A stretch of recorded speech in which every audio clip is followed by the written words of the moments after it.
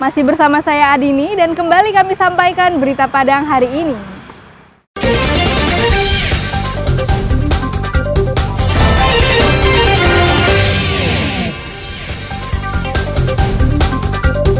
Tak dilaksanakan selama 2 tahun karena pandemi, warga keturunan India di Padang kembali gelar tradisi Serak Gulo. Seekor kucing emas yang diduga sakit ditangkap petugas Damkar Kota Solo untuk diselamatkan.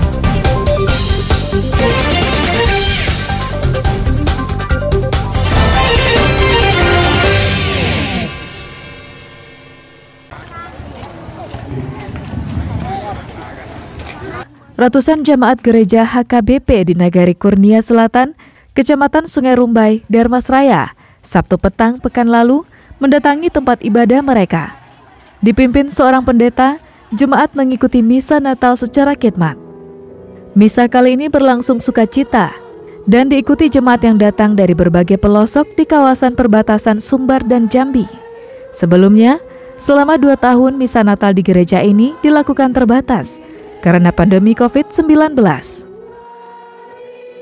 Perayaan Natal sekarang ini udah kayak yang semula lah, udah kondusif lagi, udah ada takut lagi tentang penyakit, apalagi tentang keamanan.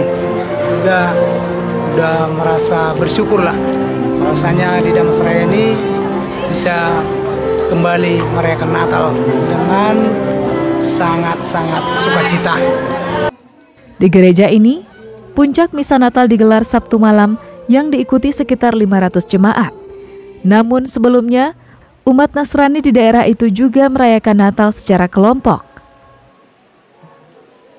Natal pada tahun ini penuh dengan sukacita karena bisa berjalan dengan baik, dan pada malam hari ini menjadi puncak Natal secara keseluruhan di tengah-tengah tempat ibadat kita.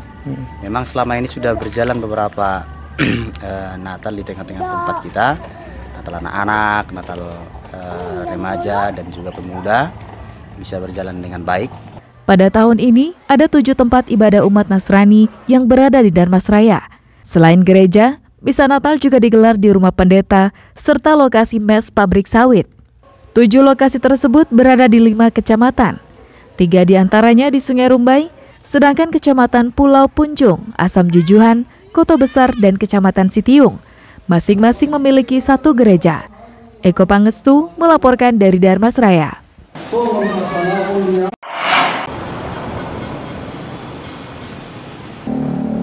Gedung olahraga Sport Hall di Komplek Gor Agus Salim Padang nasibnya kini memprihatinkan. Sejak gedung ini selesai dibangun, belum pernah diresmikan. Gedung tersebut beberapa kali digunakan untuk pemusatan latihan atlet PON Sumbar dan persiapan Porwil Bengkulu beberapa waktu lalu. Setelah itu, gedung yang dibangun pada zaman Gubernur Irwan Praitno dengan anggaran miliar rupiah tidak pernah digunakan lagi. Gedung ini tak lagi terawat. Rumput liar dan sampah menghiasi bagian luarnya, sedangkan di bagian dalam lantainya banyak yang terkelupas. Akibat genangan air yang masuk dari atapnya yang bocor. Tak hanya itu, plafon gedung ini juga banyak yang copot. Gedung yang dibiarkan terlantar ini menimbulkan keprihatinan warga.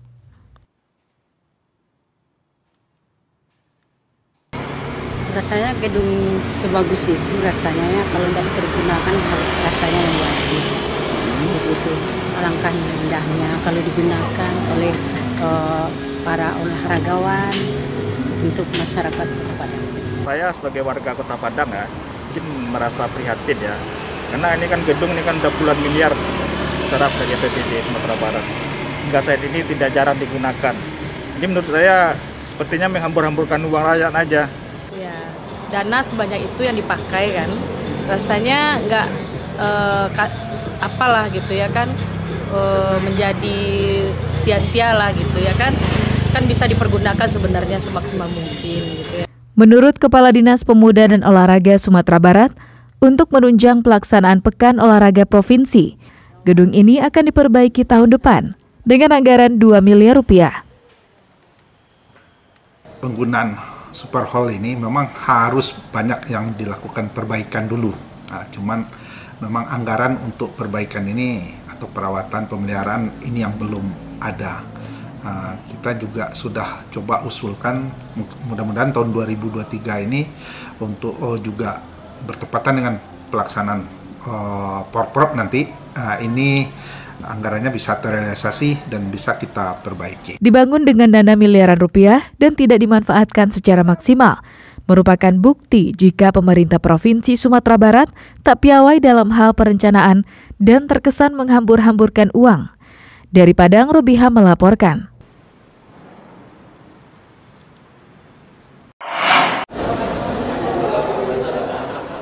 Tumpukan karung ini berisi gula pasir yang telah dibungkus kecil-kecil dengan kain. Jumlahnya lebih kurang 3 ton. Gula hasil sumbangan perkumpulan warga Muhammadan ini akan dibagikan dengan cara yang unik. Sabtu sore pekan lalu, warga mulai membanjiri halaman depan Masjid Muhammadan di kawasan Batipuh, Kecamatan Padang Selatan. Untuk memeriahkan suasana, panitia mempercantik lokasi ini dengan hiasan bendera-bendera bernuansa Islam. Gula-gula yang sudah disiapkan tadi dibawa ke atas atap masjid, sementara warga bersiap-siap dengan kantong plastiknya. Sebelum diserakkan atau ditebarkan, panitia terlebih dahulu berdoa mengharapkan keselamatan kepada Sang Khalik. Tibalah saatnya serak gulo. Dari atas atap masjid, panitia melemparkan gula kepada ribuan warga yang berada di bawah. Warga pun berebut ingin mendapatkan bungkusan gula tersebut. Serak gulo merupakan tradisi yang dibawa perantau dari Madras India Selatan ke Kota Padang. Setiap tanggal 1 Jumadil Akhir dalam kalender Islam, tradisi ini selalu digelar. Namun tradisi ini terhenti selama 2 tahun karena pandemi COVID-19. Tahun sekarang alhamdulillah karena pandemi sudah berakhir, kita kembali melakukan tradisi serak gula ini seperti bagaimana biasanya. Jadi asal serak gula ini sebetulnya dulu dari Madras India Selatan tradisi ini, dari Saul Hamid. Nama masjidnya di sana itu Nagor Sarif. Peserta yang ikut serak gula ini terbuka untuk semua warga Kota Padang, warga sekitar sini. Serak gula ini tiap 1 Jumadil Akhir. Makna serak gulo bagi warga keturunan India di Padang, yaitu berbagi kepada sesama. Kini, serak gulo sudah menjadi tradisi dan kekayaan budaya yang patut dilestarikan. Tradisi ini juga wujud kebersamaan dan keberagaman etnis yang hidup rukun dan berbaur bersama warga lain di Kota Padang. Alfi melaporkan dari Padang.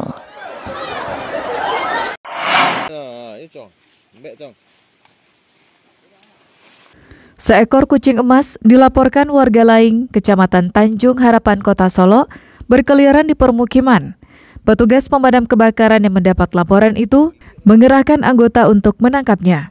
Sejak hari Senin lalu, hewan langka dan sulit ditemukan ini terlihat berkeliaran di sekitar Balai Benih Ikan Kota Solo. Sehari kemudian, tim dari Damkar menangkap dan mengevakuasi hewan yang dilindungi itu. Menurut petugas, saat ditemukan hewan tersebut terlihat lemah dan sakit. Guna memberikan perawatan kesehatan serta penanganan lebih lanjut, kucing emas ini diserahkan kepada BKSDA Solo. Dan setelah kita lihat, kita langsung koordinasi dengan BKPSDA, dengan BKSDA Solo untuk mengidentifikasi apa jenis model binatangnya, apa jenis binatangnya. Dan ternyata itu memang kucing emas katanya. Mungkin karena kondisi binatang tersebut, hewan tersebut tidak dalam keadaan sehat ya, makanya bisa kita tangkap dan kita serahkan ke BKSDA untuk diobservasi lebih lanjut. Kucing emas atau Koto Puma teminiki ini merupakan salah satu hewan misterius karena keberadaannya yang sulit dilihat dan dijumpai. Dari Solo, Garnadi melaporkan. Pemirsa, demikianlah perjumpaan kita dalam Berita Padang hari ini. Saya Adini dan tim redaksi yang bertugas pamit undur diri. Selamat beraktivitas dan sampai jumpa.